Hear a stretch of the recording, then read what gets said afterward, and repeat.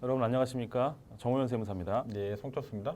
네, 예, 그러면 오늘은 어떤 거? 네, 우리가 지난달에는 부동산 취득과 관련된 자금 출처 조사에 대해서 말씀 나눠봤잖아요. 예, 맞습니다. 이번 달에는 일반 사업종 조사에 대해서 좀 얘기 나눠보도록 하겠습니다. 세무조사 말씀하시는 거죠? 네. 그러면 네. 세무조사는 뭐 어떤 종류가 있나요? 네, 크게 우리가 두 가지로 나눌 수 있다고 말씀드렸죠. 예. 정기조사와 비정기조사 이렇게 나눌 수 있는데 예. 먼저 그 정기조사부터 한번 살펴보도록 하겠습니다. 예. 네. 이게 뭔가요? 예, 세무조사 사전 통지서라는 서류인데요.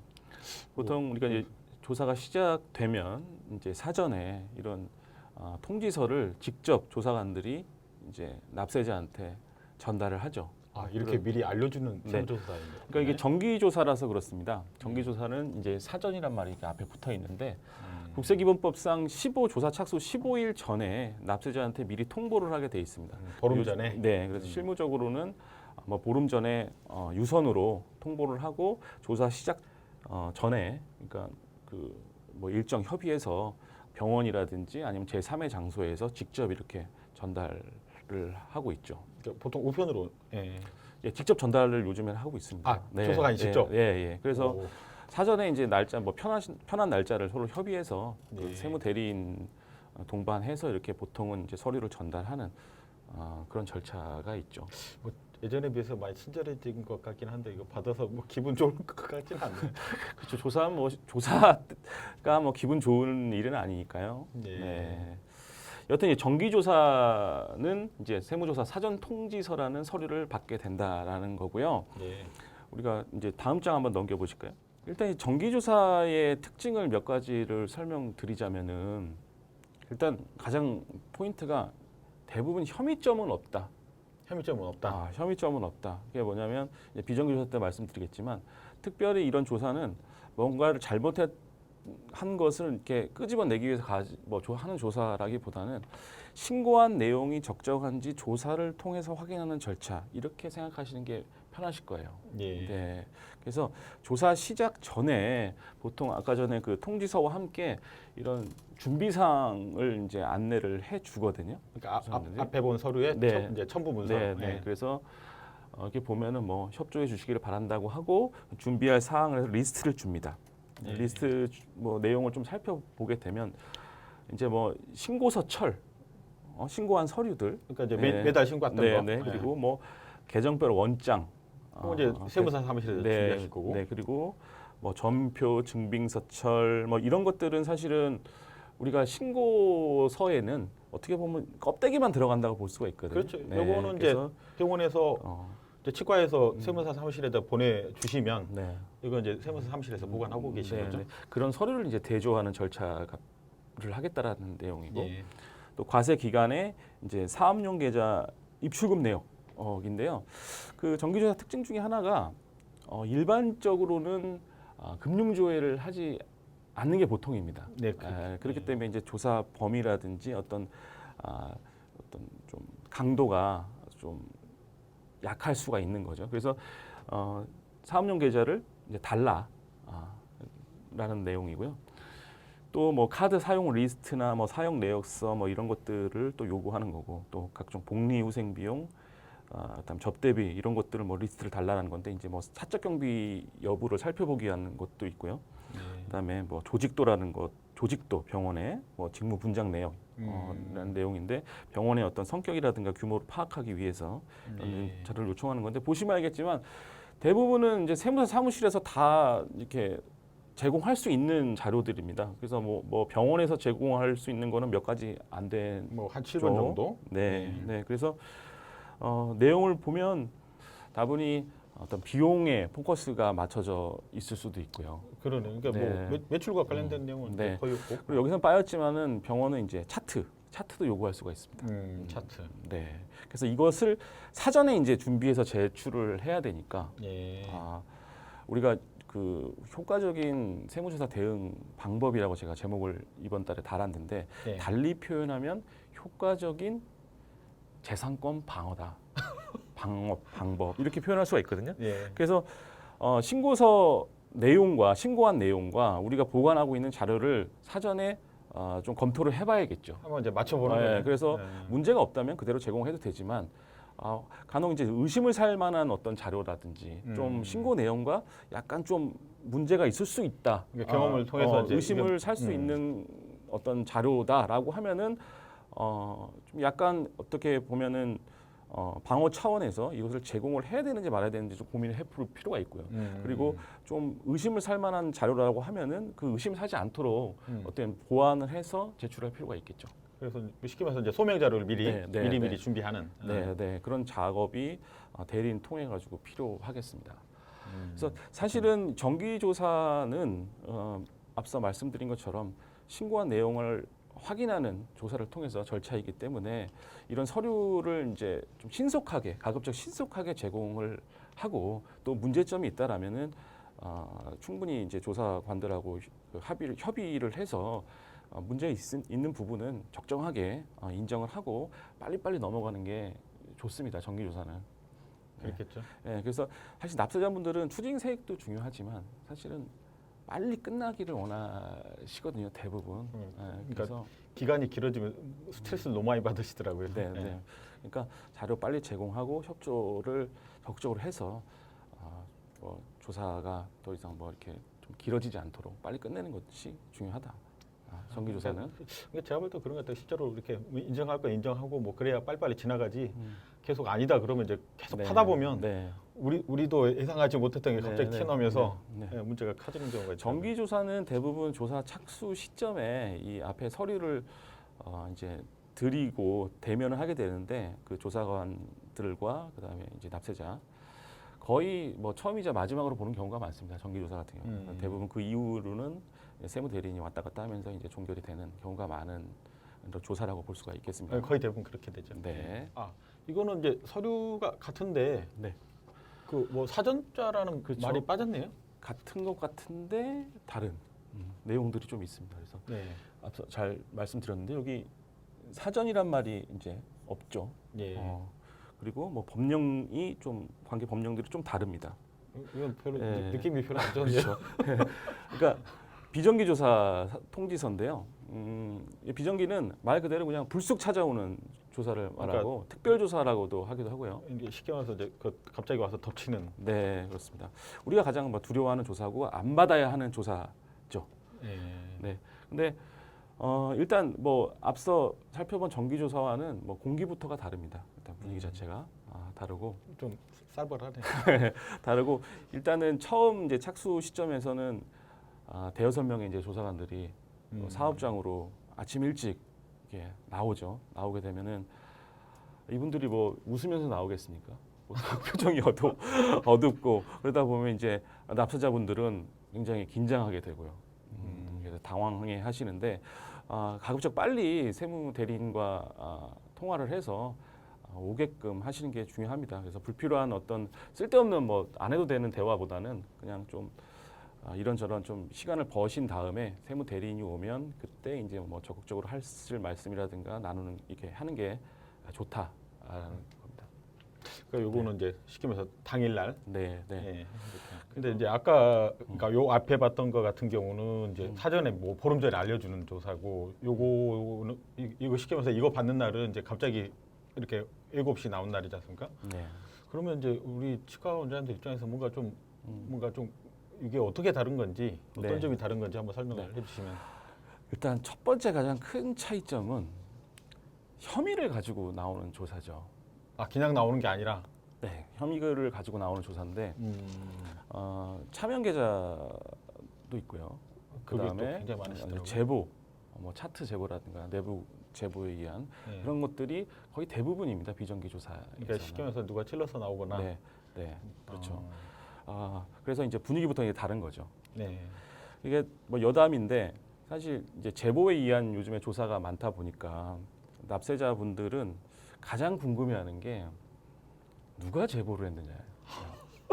저라도 그럴 것 같습니다. 그러니까 그러겠죠. 사람 마음이. 주변에 지금 뭐 있을 수도 있고 없을 수도 있지만 누가 나를 이렇게 해코지를 한 것인가 궁금증을 많이 가지시고 저보고 좀 알아봐 달라 이렇게 하거든요. 근데 사실은 뭐 알 수가 없습니다. 그거 알려주면 난리가 나는 거죠. 그렇죠. 네. 제가 공무원이라도 안 알려줄 것 같습니다. 알려줘서도 안 되고. 만약에 내가 제보자야. 네, 근데 네, 나한테 연락이 왔어. 네. 그럼 이제 가만 안 있겠죠. 네, 근데 심증적으로 이제 뭐 어떤 특정 인물들을 좀 생각을 하시는 경우가 대부분이고 네. 또 맞을 수도 있고 틀릴 수도 있는데 이게 뭐 특정 한 사람이면 괜찮겠지만 이 사람일 수도 저 사람일 수도 이렇게 생각하시면 그게 참 힘든 것 같더라고요. 사실 심정에 있지만 사실은 특정하기는 네, 어렵죠. 예. 예. 아 그러면 이제 이런 조사는 어떻게 대응을 하면 좋을까요? 아니, 세 가지 측면에서 생각해 보실 필요가 있을 것 같아요. 아 세 가지. 네, 첫 번째는 원칙적인 원론적인 얘기일 수도 있는데요. 당초 선정된 기간 그리고 세목만 조사를 받자. 즉 확대되지 않게 끝내자. 그렇죠. 이게 조사 받다 보면 이렇게 갑자기 네, 고구마 줄기였듯이 5만 대로 네. 그러니까 튀기는 보통 경우가 이제 있어요. 그 비정기 조사 같은 경우는 3, 4년치를 많이 하거든요. 그렇죠. 근데 우리가 부가지적 기간이 5년 아니겠습니까? 맞습니다. 그러면 사실 5년, 4년, 5년도 할 수 있는 거거든요. 그렇죠. 그래서 예를 들면 뭐 차명 계좌가 나왔다. 근데 이게 계좌를 이제 조회하다 보니까 뭐 해당 연도만 있는 게 아니라 그 전년도도 하고 그 이후까지 현재까지도 하고 있더라. 그러면 확대될 수밖에 없는 거잖아요. 그렇겠죠. 그리고 뭐 인건비 처리를 배우자 인건비 처리했는데 사업장 나와서 보니까 뭐 출퇴근 기록이 없더라. 가공경비인데 인건비 신고를 다른 연도에도 하고 있더라. 그러면은 어쩔 수 없는 거죠. 이렇게 확대될 수밖에 없는 거거든요. 그렇죠. 또 그런 그 사업장 같은 경우는 또 그 조사 공무원들이 안 하더라도 나중에 감사해서 지적받을 수 있는 사항이에요. 그러니까 그 공무원분들이 네. 그걸 무서워하더라고요. 네. 감사 네. 왜냐하면 조사 이거 잘못했다 네. 이렇게 감사받는 거. 네. 이제 그래서 그런 측면이 있기 때문에 우리가 그런 걸 염두하고 공무원들하고도 이제 사전에 의견 나누면서 확대되지 않도록 끝내는 것이 첫 번째로 중요하다라는 거고요. 네. 두 번째는 아까 우리가 혐의가 있어서 나오는 조사라고 말씀드렸잖아요. 이렇게 시키면서 혐의 이제 뭐 제보나 이런 거. 예. 네. 그 혐의점을 빨리 파악하는 게 중요합니다.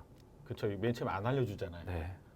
그러니까 간혹 이제 뭐 차명 계좌 같은 경우는 알려주는 경우도 있는데 뭐 차트 제보라든지 또 계좌가 뭐 여러 개 있다든지 그런 경우에는 안 알려주는 경우도 많거든요. 그러니까 안 알려주고 뭐 네. 이거 갖고 와라 저거 그렇죠, 갖고 와라. 그렇죠, 예. 그렇죠.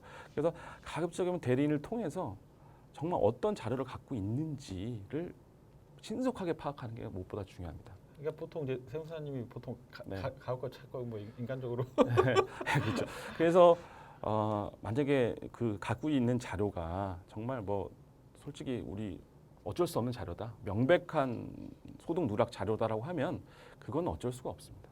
깨끗하게 인정하고 다른 것들을 줄이는 게 가장 효과적인 방법이다. 그렇죠. 왜냐하면 네. 이제 그 흔히 빼박이라는 거는 조사 공무원도 이게 이제 본인이 만든 게 아니라 위에서 떨어진 거기 때문에 네, 그걸 없는 걸로 할 수가 없어요. 네 맞습니다. 예, 그건 어쩔 수 없는 거예요. 네, 네. 그리고 그 자료가 가지고 있는 자료가 사실은 좀 불분명할 수 있는 자료라고 여겨지면은 적극적으로 대응을 해야겠죠. 시키면서 우리가 좀 이제 시키면서 탄핵할 수 있는. 네, 네. 그래서 뭐 차트가 만약에 제보가 들어왔다라고 하면 그 차트가 이건 실질과 다를 수 있다라는 것을 적극적으로 소명을 해야겠죠. 결과적으로는 그 가지고 있는 혐의 자료가 무엇인지 파악이 선행돼야 이런 작업도 가능한 거거든요. 그러니까 그런 거는 이제 보통 오피셜로는 안 해주고. 네. 그래서 대응 방법 자체가 달라질 수 있다. 조사관들이 이거를 보고 지금 조사를 포커스에 맞추고 있는데 우리는 이거를 갖다 대면은 엉뚱한 데를 하는 거죠. 네. 그래서 세 번째는 또 어떤 게 있어요? 세 번째는 좀 경험이 있는 외부 전문가에게 조력을 맡겨야 된다라는 건데요. 제일 중요합니다. 예. 사실은 이제 조사도 사람이 하는 일입니다. 결국은 사람이 하는 거죠. 그렇죠. 근데 뭐 반사회적이요, 뭐 악덕 사채업체라든가 그런 기업을 뭐 조사하지 않는 한 우리 조사 공무원들이 어떠한 기업을 망하게 하려고 하는 건 아니에요. 아니, 그 사람들도 그럴 일이니까 하는 이유도 거죠. 없죠. 뭐. 단순히 예. 일이죠, 그분들은. 감정이 있어서 하는 것도 네. 아니고. 그래서 어떤 뭐 혐의점이 내려온 조사에 대해서 그걸 확인하고 분석하는 작업을 하는 일이거든요. 예. 그렇다 보니까 여러 가지 이제 조사 어떤 팀의 생리를 좀 알아야 됩니다, 대리인들이. 그래서 적재적소에 어떤 자료를 주고 그리고 그분들이 이제 보고 체계 자체 보고 그다음에 나중에 조사가 끝나고 자체 감사 그다음에 감사원 감사 등이 있거든요. 이 조사만 끝나서 아예 끝나는 게 아니에요. 그런 것까지 다 그렇죠. 대비를 해야 되는데 그런 것까지 고려를 해서 어떤 객관적인 자료, 반박 자료를 만들 때도 그런 거 고려를 해야 되는데 그러니까 상대방 입장까지 우리가 이제 네, 고려를 네, 해서 네. 뭔가 준비를 해야 된다는 되는데 거죠. 네. 그렇지 그런 걸 잘 알지 못한다라면 효과적인 대응을 할 수 없다. 그리고 공무원들이 가장 그 싫어하는 말 중에 하나가 그거랍니다. 봐주세요. 좀 봐주세요. 누구나 아무것도 없이 누구나 다 그러겠죠. 아무것도 없이 이제 봐달라고 하는 말을 되게 난감해한다고 하더라고요. 예. 봐달라는 말 자체가 싫은 게 아니라 뭘 갖다 주고 뭘 그렇죠. 가져다 주고 이래 저래 해서 이거는 좀 빼도 되겠다라고 하면 모르겠는데 무턱대고 이제 봐달라고 하는 것을 제일 좀 서로 입장 곤란한 거죠. 네, 그렇죠. 그래서 그러한 자료들을 잘 좀 만들 수 있고 이렇게 대응할 수 있는 그런 조력자를 만나는 게 중요하다라는 거고. 쉽게 말씀하시죠. 이게 치과 아니 전문의. 저가 아니고 다른 이런 분들을 만나셔야 효과적으로 대응하는데 좀 더 유리하다. 아니 근데 이제 그 원장님도 그런 말씀하시잖아요. 뭐 그러니까 뭐 치대 다닐 때 공부 잘하고 못하고 이게 중요한 게 아니라 수술 많이 본 사람이 보통 장땡이라고 임플란트 수술 누가 제일 잘하냐고 뭐 제일 많이 해본 사람이 장땡이라고. 사실 세무조사 대응도 마찬가지입니다. 치과 세무조사 대응 제일 많이 해본 사람. 제가 볼 때는 뭐 옆에 계시는데 이런 말씀해서 그렇지만 우리나라에서 치과 세무조사 대응은 아마 이분이 제일 많이 해보셨을 거예요. 경험이 이제 제일 풍부하기 때문에. 네. 네. 일단 이제 세 번째 그 제가 말씀드렸던 부분들은 좀 민감하기도 하고 사실 이제 방송으로 말씀드리기가 좀 뭐 그런 부분들도 있습니다. 그러니까 결국 사람이 하는 업무다라는 거죠. 포인트가. 맞습니다. 네, 네. 근데 그 사람이 하는 일에 대해서 나중에 문제될 소지를 남기면 안 된다. 당연하죠. 그렇죠. 네. 객관적인 자료와 어떤 적극적인 대응이 필요하다. 그러니까 말로만 되는 게 아니다. 아니 그러니까 이거 봐주고 싶어도 봐줄 뭔가 거리를 네, 거리 뭐 자료라든지 논리라든지 이런 걸 만들어 가면서 네, 우리가 이렇게 대응을 할 테니까 이걸 받아들여 주십시오 이렇게 말하는 거고. 그렇죠. 예전에 우리 근무했으니까 이거 좀 봐주세요. 상대가 봐주고 싶어도 봐줄 수가 없는 거죠. 네. 이제 작년에도 한번 뭐 말씀드렸던 내용인데요. 우리가 뭐 정기조사든지 비정기조사든지 세무조사 이후에 이제 추징될 수 있는 세금의 종류입니다. 그래서 됐다 맞네요. 예, 뭐 당초 원래 신고했으면 냈어야 될 소득세 본세라고 하죠 보통. 그다음에 신고 불성실 이 이제 가산세가 있는데 이게 10%짜리가 있고 40%짜리가 있습니다. 10%짜리는 뭐 일반적으로 뭐 누락, 그다음에 경비 같은 경우도 이제 뭐 가사 경비 정도 되겠고요. 부당과소 신고는 뭐 차명 계좌를 썼다든지 이런 경우에는 부당 40%를 이렇게 매기는 경우가 많습니다. 그리고 납부불성실은 당초 이제 납부 기한까지 냈으면 없었을 텐데 늦게 내니까 그 이자 성격으로 보시면 될 것 같고요. 만분의 2.5로 좀 3%에서 이제 하향이 됐죠. 3에서. 그러니까 하루에 네, 하루에. 이만큼. 그러니까 네. 쉽게 말해서 이자입니다. 네, 1년에 한 10% 정도라고 보시면 될 것 같습니다. 이자 엄청 세요. 네. 그리고 이제 현금 영수증 미발급 가산세 옛날에 과거에는 이제 과태료라고 했는데요. 미발급 가산세로 변경이 되면서 과거에 이제 50%였죠. 미발급 금액이 이제 작년 거 이후부터 그러니까 뭐 지방청 조사는 뭐 비정기를 과거 뭐 17년, 18년 이렇게 받았다라면 그때 만약에 이런 부분이 있다라면 50%가 그냥 계속 적용이 되는 거죠. 네.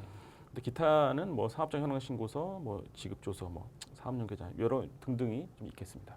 네, 그리고 뭐 그리고 지방소득세 어차피 무조건 10% 따라가는 거니까. 전체 소득세 추징세액의 이제 10%가 지방소득세로. 과태료가 20% 정도로 이제 줄면서 예전에는 뭐 매출 누락 1억이면 거의 1억이 다 추징이 됐거든요. 그렇죠. 네, 이제는 조금 다운이 됐다고 볼 수가 있겠죠. 한 70, 80% 정도. 그러니까 지금까지 이제 뭐 세무조사 종류에 대해서 두 가지 종류에 대해서 설명을 잘 해주셨는데 뭐 이 동영상 보시는 원장님도 잘 아시는 것처럼 지금 우리나라 지금 세수가 지금 그 나갈 돈은 많은데 세수는 지금 계속 줄고 있는 상황이지 않습니까? 그러면 이제 뭐 정부 입장에서는 결국은 이제 마른 수가 한 번 더 짜는 그런 상황이 될 수밖에 없어요. 그래서 제가 생각할 때는 미리미리 네. 세무사님하고 좀 준비를 네. 상담하셔서 준비하시는 게 뭐 문제가 있어서 준비한다는 게 아니라 네. 문제 없는데도 괜히 오해받아고 문제가 생길 수가 있기 때문에 미리 상담 한번 네. 받아보시는 게 어떤가. 뭐 요즘에 네. 독자 여러분들이 연락을 많이 주시고 계세요. 아, 그래요? 전화나 어떤 이메일로 통해서 내용 상담 많이 하시는데요. 네. 주저하지 마시고 편하게 연락 주시면 제가 아는 범위 내에서 성심성의껏 답변해 드리도록 하겠습니다. 아, 예. 지금까지 우리가 조사와 관련돼서 말씀 나눠봤는데 비정기 조사는 받으면 안 되고요.